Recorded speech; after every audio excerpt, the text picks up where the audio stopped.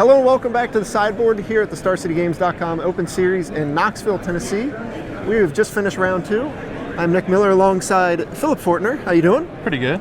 Now, we're doing a quick deck tech here because you have a pretty sweet burn deck and you just killed Chris Van Meter out of nowhere on camera. And I was like, well, this is a pretty interesting take. So you have taken Dictate of the Twin Gods and put it into this burn shell. Yes.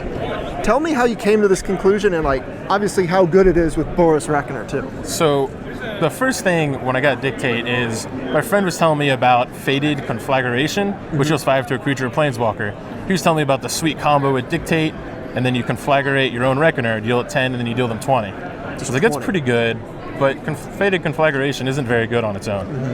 So I decided to just take a burn shell and cut some of the smaller, trying to go too quick, and just put in a couple of Dictates so you have a much better longer game. Because when your burn spells start doing double value, it doesn't matter how much life they've gained.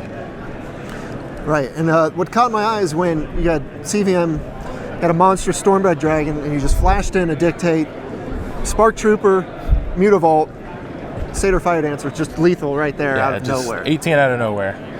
Of course you have the Satyr Fire Dancer's main, something like Brad Nelson tried out very early on when that card came out, went away, but now you have it here, obviously with the Dictate package, right? Just even more power. Yeah.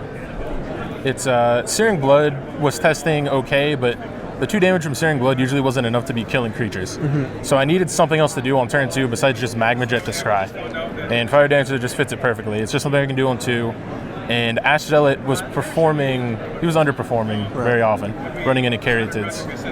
Now, of course, you have the bigger end of the red decks with Boros Reckoner here and a Stormbred Dragon as well, so you only have 2 Mutavaults, so you can cast Boros Reckoner? Exactly, yeah. It's 24 lands and 2 Mutavaults, so 22 colored sources to cast Reckoner. And I'm playing 3 Mana Confluence because I need white mana in this deck. It's very important. Like half my spells get shut off if I don't have the white. And then a couple Chain of the Rocks to deal with problem creatures, and then the rest of the typical burn suite. Yeah, exactly. Now, have you used Dictate much in testing and previous to the last match, and how explosive has it really been? Dictate, every game that I've played Dictate, I've won. But I've also only played Dictate when I knew I was going to win, so there's that. But kind of set it up. It's always very good against control, because they are never expecting you to flash in a Dictate.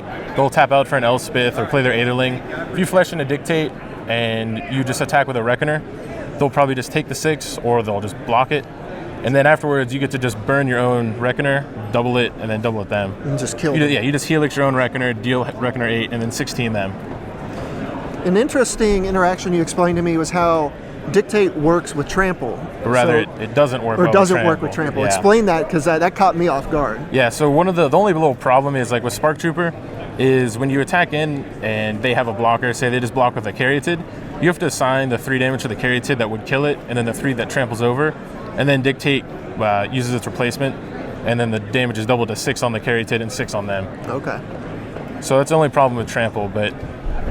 Yeah, your only real Trample creature is the Trooper, yeah. So it doesn't come up that much, but it is important to know. Yeah. Now, of course, your sideboard contains 2 of the Spark Trooper, which we saw you use against CVM. Yes. It's a great aplomb. And now you have Fire Drinker Satyr to come in for extra aggro, basically. Yeah, when I need to be the beatdown, because sometimes there's the real heavy blue-white control decks that are really just not doing a whole lot. I have to be a lot more aggressive, and I can afford to just sink mana into Fire Drinker until they deal with it. And then a couple Wear and Tear for problem permanents like Detention Sphere and stuff. Yeah, Detention Sphere, Whip of Erebos is becoming a lot more popular, and sometimes you just don't have infinite Skullcracks to use, so you need to bring in Wear and Tear. And also, incidentally, a lot of creatures are actually enchantments. Yeah. So it's still useful to have as a 1-mana removal spell. Yeah, with all the enchantment creatures running around, it's basically a removal spell as well. Right. And then Anger the Gods and Mizzium Mortars for more creature matchups. Yeah, if I know for sure they're going to be the beatdown, like the white-based aggro decks or the black-based aggro decks, I'll just bring in Anger the Gods and Mizzium Mortars, and it's a lot easier to play a more controlling game because I know my top end is going to be a Dragon and a Dictate to just finish them off. Although typically I'll board out Dictates in those aggressive matchups. Well, it looks pretty sweet. You're 2-0 so far. You're 32 on the Players' Championship leaderboard right now, so trying to get some of those points. Exactly. And I wish you the best of luck going forward. So for Phillip Fortner, I'm Nick Miller here in the sideboard. Stay tuned to StarCityGames.com for more action this weekend.